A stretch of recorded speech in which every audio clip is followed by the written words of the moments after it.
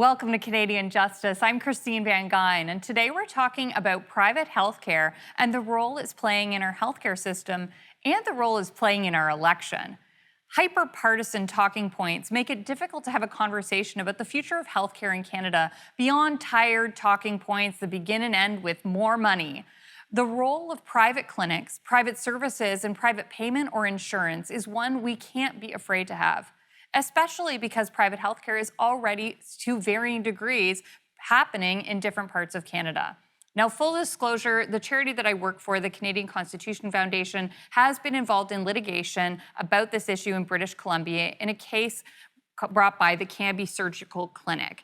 It's a case that many Canadians might not know about, and it's a topic that usually lacks any nuance at all, especially during an election.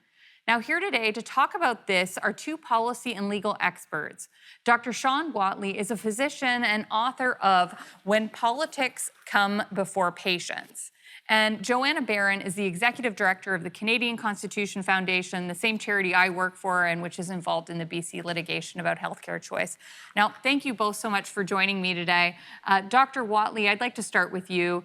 You've written a book about this topic. Why do you think this topic is so taboo, especially during elections? Well, I think we're talking about Canadian identity, right? If you look back at what Sir Wilfrid Laurier said, the second Liberal Prime Minister of Canada, he said, Canada is free and freedom is its nationality. Whereas 100 years later, Brian Lee Crowley put it this way. He said, Canada is free healthcare and Medicare is its nationality. So Medicare came around in the 1960s. It was right when we were getting very insecure about just becoming the 51st American state. So if you look at George Grant's book, Lament for a Nation, he said, we have to do something to stand out. And I think people latched onto Medicare as a way to create a Canadian identity that helped us be different than the Americans. Now, Ms. Barron, it seems like the only thing that politicians can talk about when it comes to healthcare is more money. And indeed, that seems to be what Mr. O'Toole has fallen back on as well. His reaction to some recent attacks on him has been to say that he wants to increase healthcare funding rather than rely on privatization. Does making the topic of healthcare reform such a hot-button political issue drown out conversation about alternatives? Yeah, certainly. So I think at this point, there's a multi-partisan consensus that what we need is to pump more funding into the public healthcare system. But we should remember that, first of all, in the 2003 Health Accord was supposed to fix healthcare for a generation. And we know that the problems have only ballooned since then.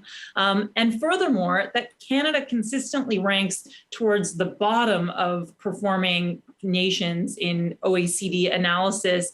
And we perform more poorly than countries that spend much less than we do. So just shoveling more money at the problem is clearly not the solution.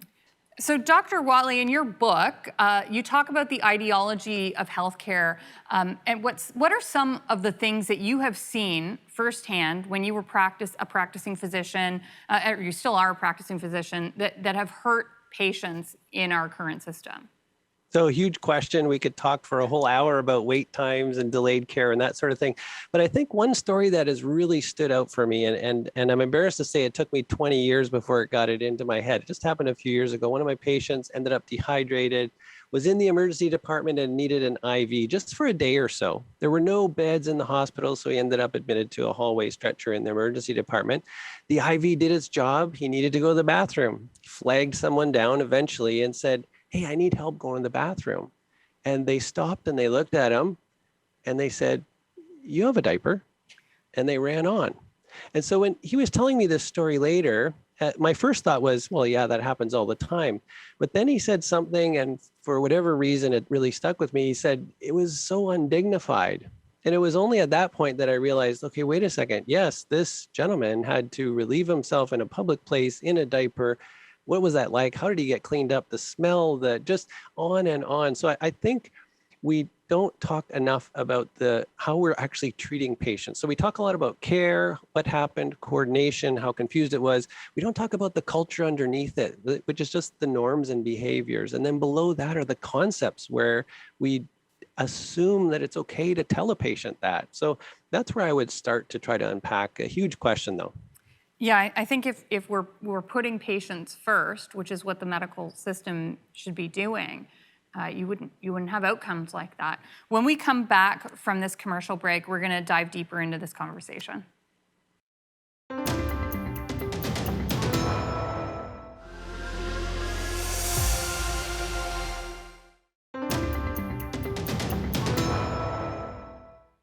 Welcome back to Canadian Justice, where we're talking about healthcare reform, healthcare laws, and why this always comes up in elections. Now, Ms. Barron, I want to ask you about the facts around private healthcare, because Chrystia Freeland and Prime Minister Trudeau have made it seem like they are some sort of last bastion against private healthcare in Canada. But the reality is that there's already all kinds of private services to varying degrees across Canada. What can you tell me about the status of private services in Canada right now?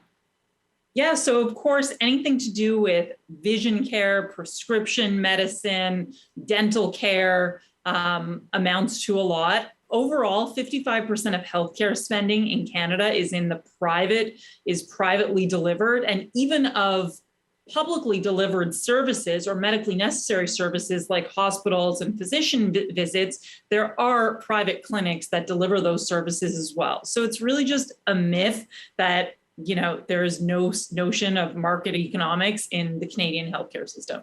Now, Dr. Watley, what can you tell me about the status of private healthcare in Canada? So I would repeat a lot of what Joanna said. I guess people need to understand the difference between private delivery or privately owning a clinic and yet having a government say, well, these are the services you can provide, and this is the cost that you can charge for them, or this is what you can bill for them. These are the people you can care for. This is where your clinic can exist. And so we have a very heavily regulated system. And when you say private, even that word, really, it's like Harry Potter's Voldemort, right? It's the thing that must not be named, and including profit or business or commercialization until you get sick. Once you are sick, then everybody says, how can I get to the United States so I don't have to wait? So it's a weird kind of relationship in Canada right now. Now, Ms. Barron, the Canadian Constitution Foundation, which is the charity we both work for, is involved in litigation in British Columbia between a private surgical clinic called the Cambie Clinic and the government of BC. What can you tell me about that case? So the case has been going on for more than 10 years. In addition to Cambie, there are also 6 patient plaintiffs, which perhaps we'll talk about later. And the case is very simply that the British Columbia government cannot at the same time fail to deliver care within medically acceptable times, and prevent individuals from taking their health into their own hands and seeking treatment outside of the public system. And right now, we are waiting on a result from the BC Court of Appeal. We do expect the case will be finally decided by the Supreme Court of Canada. And right now, there is an injunction in place, correct, that's allowing these clinics to continue to operate. And they've actually served quite an important role during the COVID pandemic as hospitals have been full. Dr. Watley, what can you tell me about your views on this particular case that we're involved in?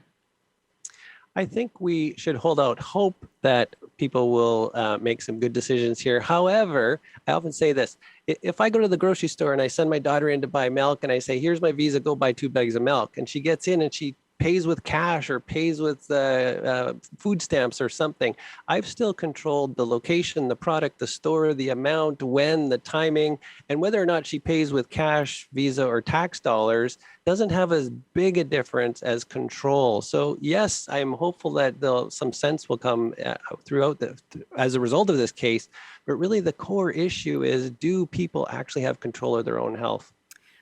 So Ms. Barron, you mentioned the patients involved in the case. What can you tell me about some of those patients? Because it's not just brought by a clinic, it's actually brought by people who've been harmed by the healthcare system, the government monopoly system. Yeah, so there's 6 patient plaintiffs. I'd like to highlight one individual story, which is a child named Walid Kalfala. At 8 years old, he was diagnosed with a spinal curvature. And by the time that he was eligible for treatment, he had actually waited for 2 years in the public system, finally went down to the US for treatment because his condition was worsening. And at that point, he became permanently paralyzed from the navel down. So just to show you that the impacts of waiting really are severe and really do matter permanently. I remember the first time I read that story, and it actually brought me to tears because of how terrible this and how much could have been done without if he hadn't been forced to wait for such a long period of time. And those stories are, his case is a rare condition, but the story isn't rare. The story of wait times is the story of government monopoly healthcare in Canada. Now, we invited a lot of people from different organizations that support the government monopoly to come on the show today. Unfortunately, no one was available or interested in coming to participate in this conversation. But when we come back from this commercial break, Dr. Whatley and Joanna, I want to put to both of you some of the arguments that they would have made if they were coming, some of the common refrains you hear defending the government monopoly system. We will be right back from this commercial break.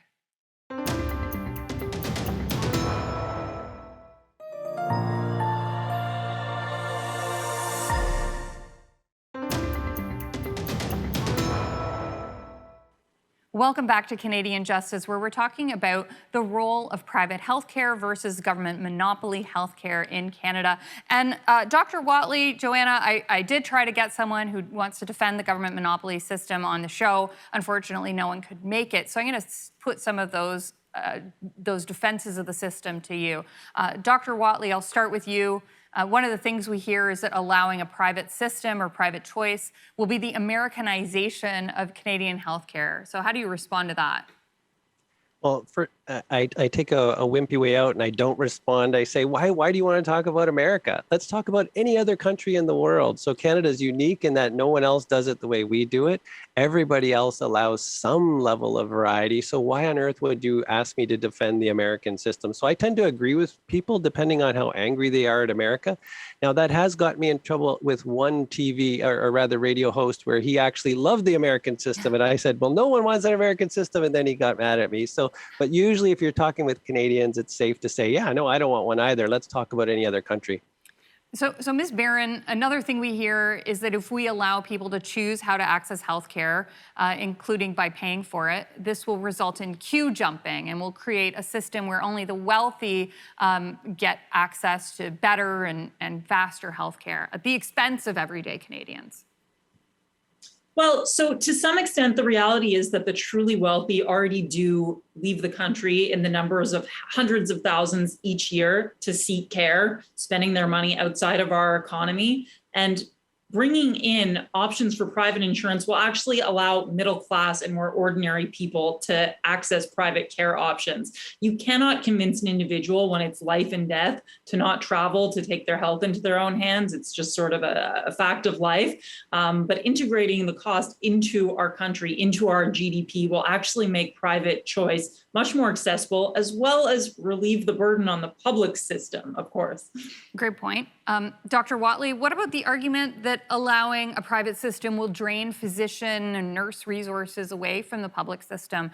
Doctors will choose to work in the private system because it's less complex cases and it's more money, and that will leave patients in the public system worse off.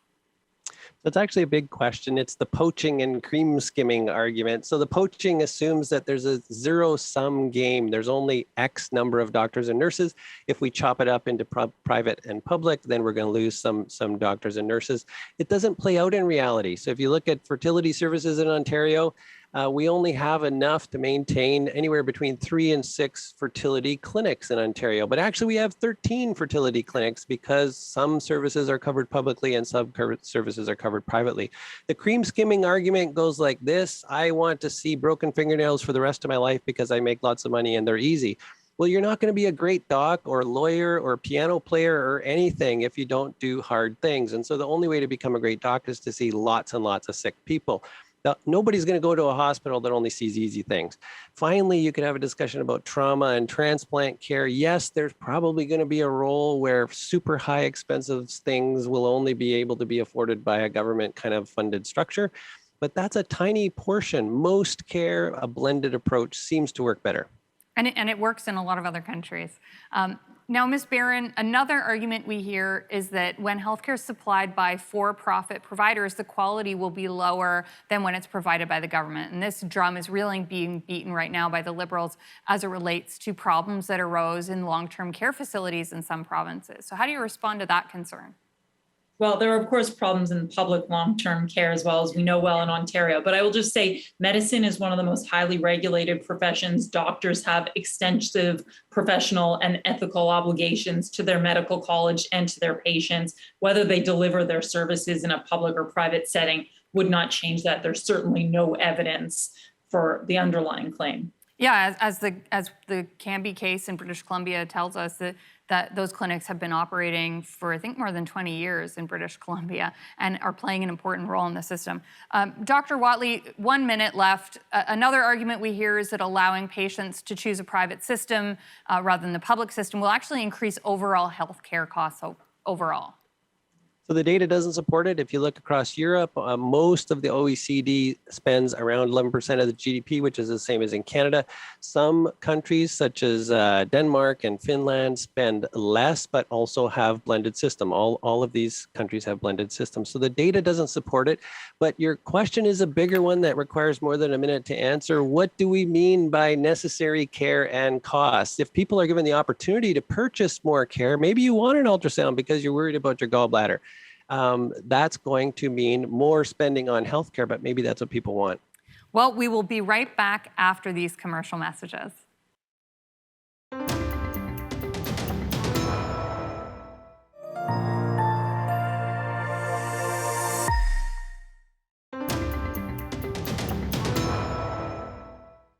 Welcome back to Canadian Justice, where we're talking about the role of the private sector in healthcare in Canada.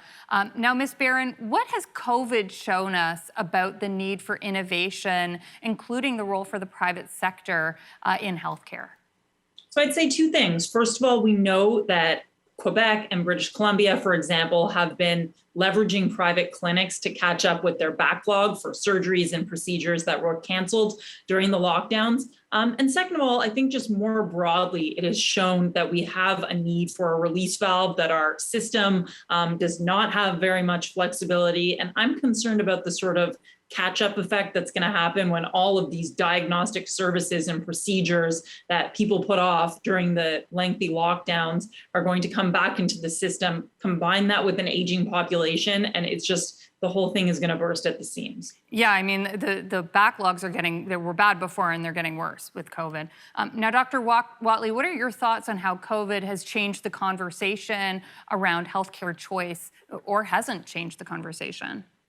So it hasn't created as much change as I would have liked. I kept saying COVID gives the stress test that we've all said was coming. We knew this was going to happen every winter. The hospitals are full and overflowing and talking about canceling surgeries just for influenza. So I thought people would get frustrated sooner, but I think fear overshadowed frustration. Now that the fear is coming down, people are starting to get frustrated, and you see that coming out around the vaccine discussions and passports. So I think we're going, as the data starts coming in, to Joanna's point about the harm done due to delayed care, for example, a study out of Quebec, 2020 to 2025, almost 9,000 patients will die who those deaths were preventable because they didn't get the cancer screening they needed. More data like that's going to come in, and I think that'll create the impetus for change. And that is so tragic. I'm so sad to hear that. Now, Ms. Barron, this issue always seems to come up during an election. I think the Liberals seem to think it's a winner for them. But is there any polling data on what Canadians actually believe about healthcare and about allowing patients to pay for services themselves or buy private insurance? Yeah, so the polling consistently shows a healthy majority of Canadians support private options. A 2019 poll by Montreal Economic Institute showed 2 in 3 Canadians. But then we at the Canadian Constitution Foundation commissioned a national poll in fall of 2020 that showed that the preference is for outsourcing to private options, specifically to catch up with COVID backlogs, was more like 75 to 80% across demographic groups, across partisan affiliations. So there's strong support. It's interesting. It's always a tactic they use, though. Now, Dr. Watley, we've got a minute and a half left. Mr. O'Toole's talked about using private sector innovation to improve healthcare in Canada. What are some examples of where that type of innovation might be possible?